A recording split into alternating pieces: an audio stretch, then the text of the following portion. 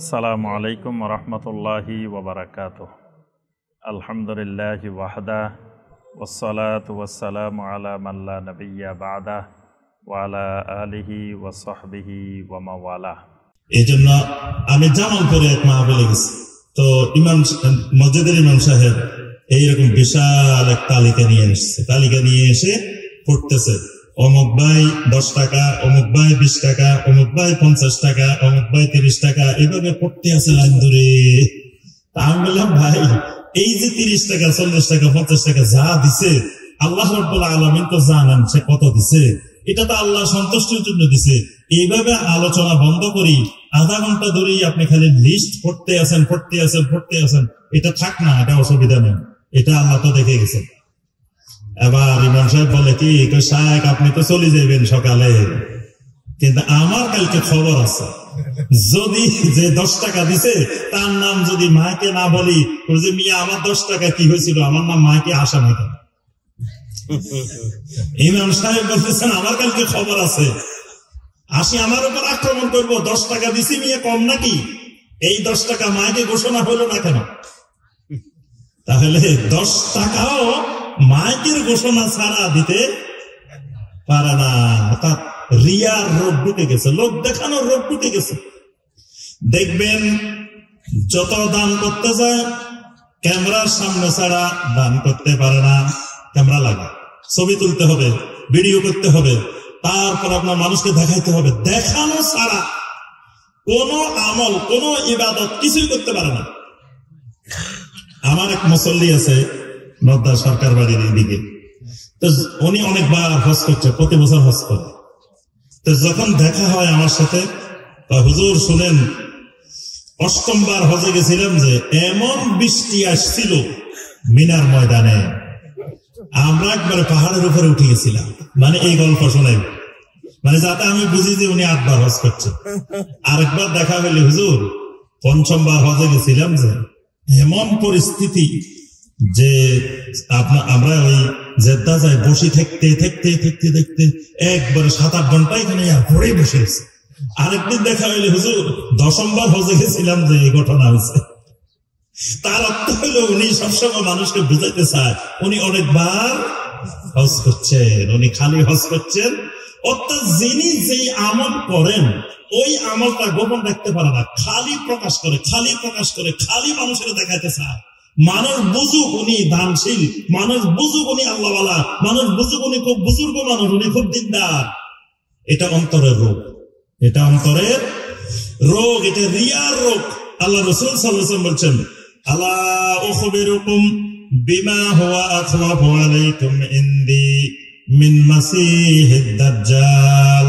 মাসিহে দাজ্জালের ফিতনার চাইতেও আমি তোমাদের জন্য যেটার বেশি আশঙ্কা করি, যেটাকে বেশি ভয় করি, সেটা হলো আশিরকুল খাফি, সেটা হলো রিয়া, গোপন শিরিক। রিয়ার রোগ, এটা অন্তরের বড় একটা রোগ, এটা মুনাফিকের বৈশিষ্ট্য। وَإِذَا قَامُوا إِلَى الصَّلَاةِ قَامُوا كُسَالَى يُرَاءُونَ النَّاسَ। এরা খালি সালাতে দাঁড়াইলে সেটাও মানুষকে দেখাইতে চায়। মানুষকে দেখানো ছাড়া সালাতেও দাঁড়াইতে পারে না। মানুষ যখন দেখে তখন সালাত একরকম, মানুষ যখন দেখে না তখন সালাত থাকে আরেক রকম। রিয়ার রোগ। মানুষ দেখলে তখন লম্বা লম্বা রুকু, লম্বা লম্বা সেজদা, এত সুন্দর সেজদা, এত সুন্দর রুকু মানুষ দেখতেছে। আবার যখন মানুষ দেখে না তখন একবারে 2 মিনিটে 4 রাকাত শেষ, এত দ্রুত গতিতে শেষ।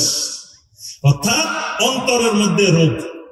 ফাওয়াইলুল লিল মুসাল্লিন আল্লাযীনা হুম আন সালাতিহিম সাহুন আল্লাযীনা হুম ইউরাউন।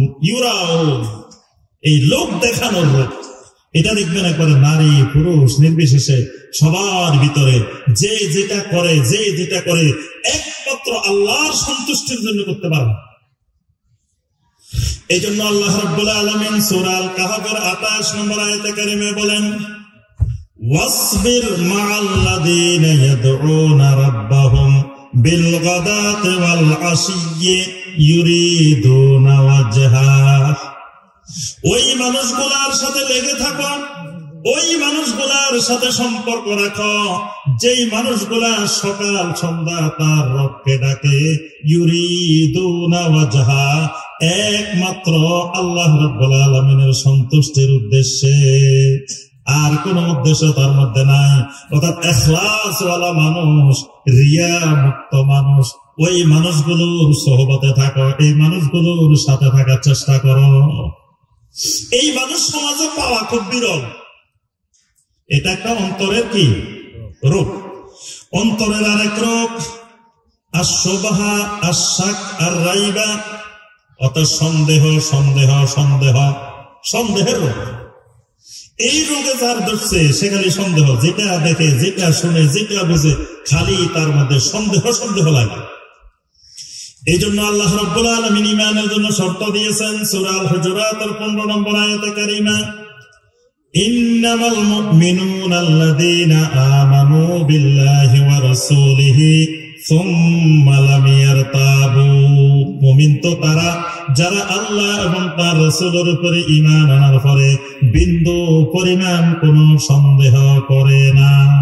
তাদের অন্তরে, তাদের কলবের মধ্যে যাররা পরিমাণ কোনো সন্দেহের অবকাশ নাই। যখন সন্দেহের রোগ ধরে তখন দেখবেন অনেক মানুষ ওযু করতে গেছে, খালি ধোয়, খালি ধোয়, এখান দিয়ে শুকনা রয়েছে কিনা, এখান দিয়ে রয়েছে কিনা, 5 বার 10 বার ধুলেও সন্দেহ যায় না। এরকম রোগী আছে, আছে না? দেখবেন সন্দেহে ধরে গেছে, সন্দেহের রোগ।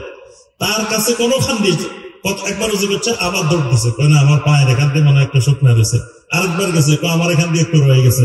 এরকম সন্দেহের রোগে ধরে যায় মানুষটা। এটাও একটা বড় ধরনের রোগ। এরপরে দেখবেন আখিরাতের কথা শুনলে, কবরের কথা শুনলে তার ভিতরে শুধু সন্দেহ, সন্দেহ, আসলে এটা হবে কিনা।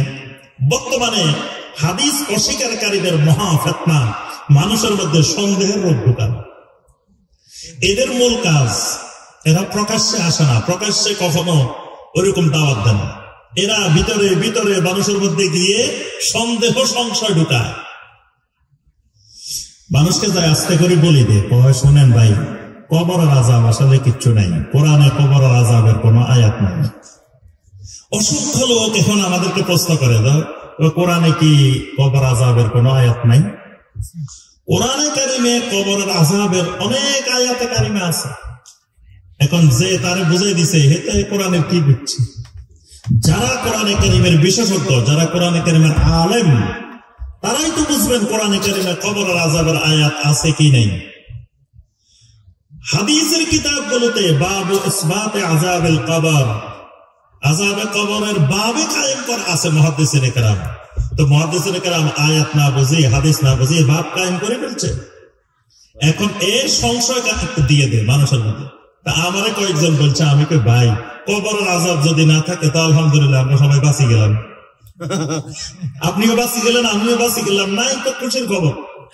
কিন্তু আপনাকে কে দায়িত্ব দিছে যে এইভাবে মানুষের মধ্যে যাই মানুষের বলা যে কবরের আযাব নাই, কবরের আযাব নাই? আপনি এর মাধ্যমে কুফরি করতেছেন, আয়াত অস্বীকার করতেছেন, অসংখ্য হাদিসকে আপনি অমান্য করতেছেন, অস্বীকার করতেছেন। এই দায়িত্ব তো আপনাকে দেওয়া হয় নাই। এটা এই মানুষগুলার অন্তরের রোগ। অন্তরের রোগ সুউজ্জন, কুধারণা। দেখবেন মানুষের ভালো ধারণা করতে পারে না, খালি সবাই খারাপ মনে করে, খারাপ মনে করে, কারোর সে ভালো মনে করতে পারে না। ওই যে চোরের ঘটনা, রাতে 3টা বাজে উঠে চুরি করে আসি, পুকুরের এক পাশে হাত পা ধুইতেছে, এই পাশে একজন তাহাজ্জুদ পড়তে উঠছে, কয় দেখো আমি চোর না, ওই পারে তো চোর আরো একজন আছে। এইবারে রাতে 3টা বাজে চুরি করে এসে হাত পা ধোয়, এই পাশে একজন তাহাজ্জুদের ওযু করতে উঠছে, এখন হে এখানে হাত পা ধোয় আর কয় সত্য খালি আমি না, দিকে আরো একজন ওই পাশেও আছে। তাহলে বোঝা যায় এই যে কুধারণা। দেখবেন কাউকে ভালো মনে করতে পারে না। আপনি যদি একটু তার সামনে ফসলটা করেন, বাইরে ওই মানুষটা খুব ভালো, কবিতার মেয়ে উপরে দিয়ে দেখছো আরে ভালো, হে কত খারাপ জানো না। মানে কোন মানুষ তার কাছে ভালো না, খালি সবের ব্যাপারে কুধারণা, কুধারণা। আল্লাহ পাক নিষেধ করছেন, তোমরা কি করো? ইয়া আইয়ুহাল্লাযীনা আমানু ইজতানিবু কাসীরাম মিনাজ-যন্ন ইন্না বা'দাজ-যন্নি ইসমুন। খবরদার ঈমানওয়ালারা, কুধারণা থেকে বেঁচে থাকো, বেশি বেশি ধারণা করিও না, কারণ অনেক ধারণা দেখা যায় গুনাহের কাজ। তুমি ভুল ধারণা করে বসে রইছ। ওয়ালা তাকফু মা লাইসা লাকা বিহি ইলম, যেই ব্যাপারে তোমার ইলম নাই ওই ব্যাপারে তুমি কোনো অবস্থান নিতে যাইও না, ওই ব্যাপারে কোনো কথা বলিও না, ওই ব্যাপারে তুমি প্রচার করে বেড়াইও না। কিন্তু আমরা দেখা যায় এই ধারণা কুধারণা করে মানুষের ব্যাপারে, এটা অন্তরের একটা কি রোগ। হাসাদ অন্তরের একটা রোগ।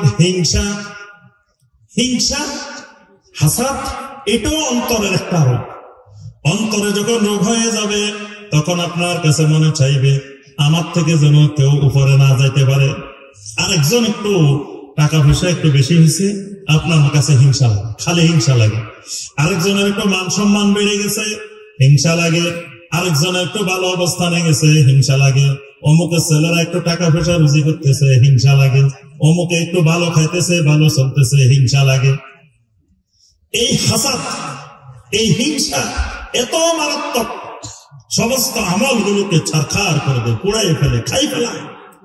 হিংসা এত মারাত্মক একটা রোগ। এই রোগ দেখবেন আমাদের প্রত্যেকের মধ্যে কম আর বেশি ঢুকে গেছে। এই রোগে জর্জরিত অন্তরের এই রোগ, হাসাদের রোগ। এরপরে কিবিরের রোগ, অহংকার।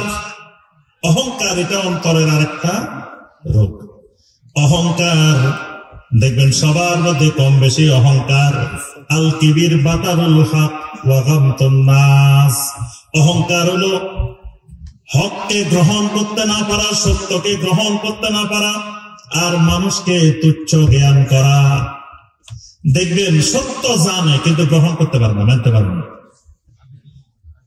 টাকনুর নিচে কাপড় পরা হালাল না হারাম? হারাম, এটা জানে না সবাই। তারপরেও দেখবেন অনেক ভাই আছে টাকনুর উপরে কাপড়টা তুলতে পারে না। জিজ্ঞেস করলে কিরে ভাই তুলতে পারেন না কেন? আমার মধ্যে অহংকার নাই। কি নাই?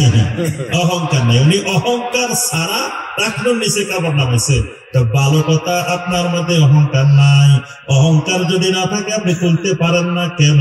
এই তুলতে না পারাটার নাম হলো কিবির, এটার নাম অহংকার। আল্লাহ রাসূল সাল্লাল্লাহু আলাইহি ওয়াসাল্লাম নিষেধ করছেন, মা আসফালা মিনাল কাবাইনি মিনাল ইজারি ফাফিন্নার। টাকনুর নিচে যেই অংশ যাবে, যেই কাপড় ঝুলে থাকবে, এটা জাহান্নামে যাবে। আল্লাহ রাসূল সাল্লাল্লাহু আলাইহি ওয়াসাল্লামের এই ঘোষণা শোনার পরেও আপনি তুলতে পারেন না, তার অর্থ হলো আপনার ভিতরে কিবিরের রোগ ঢুকছে, অহংকারের রোগ ঢুকছে। আল্লাহ রাব্বুল আলামিন নারীকে নিষেধ করেছেন, ওয়ালা তাবাররাজনা তাবাররুজাল জাহিলিয়াতিল উলা। খবরদার, জাহিলিয়াতের নারীদের মতো অশ্লীল ভাবে, বেপর্দা ভাবে রাস্তায় বাহির হইও না। এখন বাহির হইছে, জিজ্ঞেস করলে কিরে বোন আপনি এমনি বাহির হয়েছেন কেন? অন্তরের পর্দা, আসল পর্দা, মনের পর্দা, আসল পর্দা। আমার অন্তরের পর্দাটাই মেন। অনেক মা বোনের এখন ব্যাখ্যা দেখো, মনের পর্দা অন্তরের পর্দা মেন। কতজন বোরকা গায়ে দিছে কিন্তু খারাপ, কিন্তু আমার অন্তর ঠিক আছে। তা আপনার অন্তর ঠিক আছে, ভালো কথা। অন্তর ঠিক করতে হলে আল্লাহ পাক নিষেধ করছেন, ওয়ালা তাবাররাজনা তাবাররুজাল জাহিলিয়াতিল উলা ওয়ালা ইউবদিনা যিনাতাহুন্না। খবরদার, তোমার জিনাত প্রকাশ করিও না, আল্লাহ মানা করছেন। তারপরেও আপনি প্রকাশ করতেছেন, তার তো আপনার অন্তরে রোগ ঢুকছে, কিবির ঢুকছে। এরপরে আপনি মানুষকে তুচ্ছ জ্ঞান করেন, সবাই ছোট মনে করেন, আপনি সব বড়, আপনি বড়, আপনি বড়। দেখবেন বাংলাদেশে ছোট কেউ নাই। ছোট হুজুর বাংলাদেশে একটাও নাই। কি ছোট হুজুর পাইবেন কোথাও? সব আলহামদুলিল্লাহ বাংলাদেশে বড় হুজুরের দেশ। দেখবেন কোন ছোট হুজুর বাংলাদেশে খুঁজে পেতেন না। সব একজন হচ্ছে একজন, সব বড়, সব বড়, সব বড়।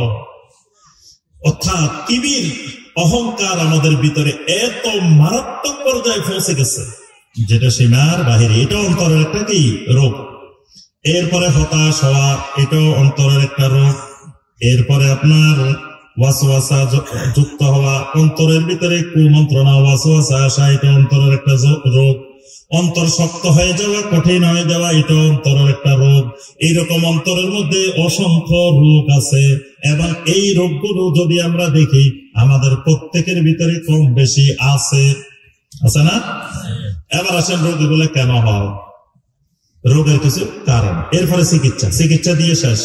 আমরা শেষ পর্যন্ত বসতে রাজি আছি তো? অল্প সময় ইনশাআল্লাহ শেষ, আর বেশি কষ্ট দিব না।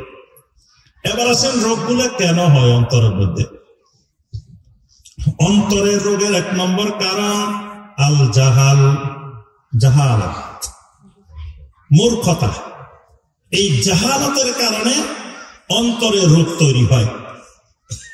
এই কারণে আল্লাহ পাক ঈমান আনার ক্ষেত্রে জাহালত দূর করা, এটাকে ঈমানের শর্ত বানাই দিয়েছে, যে এমন এলেম লাগবে ঈমান আনতে হলে, লা ইলাহা ইল্লাল্লাহর এলেমটা এমন ভাবে লাগবে যেন সমস্ত জাহালতকে, মূর্খতাকে দূর করে দেয়। সূরা মুহাম্মাদের 19 নম্বর আয়াতে কারিমা আল্লাহ রাব্বুল আলামিন বলেন, ফা'লাম আন্নাহু লা ইলাহা ইল্লাল্লাহ। ফা'লাম, এলেম শিখো, জানো, বুঝো, শিখো। কিসের এলেম? আন্নাহু লা ইলাহা ইল্লাল্লাহ, আল্লাহ ছাড়া সত্য আর কোন মাবুদ নাই। এই তাওহীদের এলেম শিখো। তাওহীদের এলেম যত বেশি শিখবা, জাহালত তত বেশি, মূর্খতা তত বেশি দূর হবে। এজন্য শিরিককারীর আরেক নাম জাহেল। যারা শিরিক করে এদেরকে কি বলা হয়? জাহেল। এরা জাহেল। আল্লাহ পাক কোরআনে কারিমে নবী সাল্লাল্লাহু আলাইহি ওয়াসাল্লামকে বলছেন, ওয়া আ'রিদ আনিল জাহিলিন, জাহেলদেরকে আপনি এড়িয়ে চলেন। এই জাহেল মানে মুশরিকরা, কাফেররা। তাহলে জাহালাতের কারণে মানুষ শিরিক করে, জাহালাতের কারণে মানুষ কবিরা গুনাহ করে। ওয়া মাইয়া আমাল সুআম বিজাহালাতিন, জাহালাতের কারণে মানুষ কবিরা গুনাহ করে, গুনাহের কাজ করে। জাহালাতের কারণে মানুষের অন্তরে রোগ তৈরি হয়। এই জন্য জাহেল চিনার কিছু আলামত আছে। জাহেল চিনার অনেকগুলো আলামত আছে। তার মধ্যে একটা আলামত হলো, জাহেলের যখন কোনো কিছু বুঝাইবেন, যখন কোনো কিছু বলবেন, وَإِذَا قِيلَ لَهُمْ تَعَالَوْا إِلَى مَا أَنزَلَ اللَّهُ وَإِلَى الرَّسُولِ قَالُوا حَسْبُنَا مَا وَجَدْنَا عَلَيْهِ آبَاءَنَا। সারা রাত বুঝাইলেন, সকালবেলা উঠে কয়, আমাদের বাপ দাদা পূর্বপুরুষ মুরব্বীদেরকে যেমনে দেখছি, যা পাইছি ওইটাই ঠিক আছে। দেখবেন কোরআন হাদিস দিয়ে যত বুঝাইবেন, লাস্টে আসে কয় আমাদের মুরব্বীরা কি ভুল করছে, আমাদের মুরব্বীরা কি বুঝে নাই। এই যে এত বড় বড় আলেমেরা ছিল, এত বড় বড় লোকেরা ছিল, এরা কি সব বুঝে নাই? এরাই সব করিয়ে আসছে। আর এখন কয় এগুলো শিরিক, এগুলো বেদাত। তাহলে যেই লোক এইরকম এই পূর্বপুরুষের বাপ দাদার 14 গোষ্ঠীর মুরব্বীর দোহাই দিবে, এদের নাম জাহেল। এই কারণে আল্লাহ পাকের পরেই বলছেন, আওয়ালাউ কানা আবাউহুম লা ইয়ালামুনা শাইয়্যান ওয়া লা ইয়াহতাদুন, যদিও তাদের বাপ দাদারা কোনো ইলম ছিল না, জাহেল ছিল, কিন্তু তারপরেও মানুষ বাপ দাদার রসুম, বাপ দাদার পদ্ধতি ছাড়তে পারে না।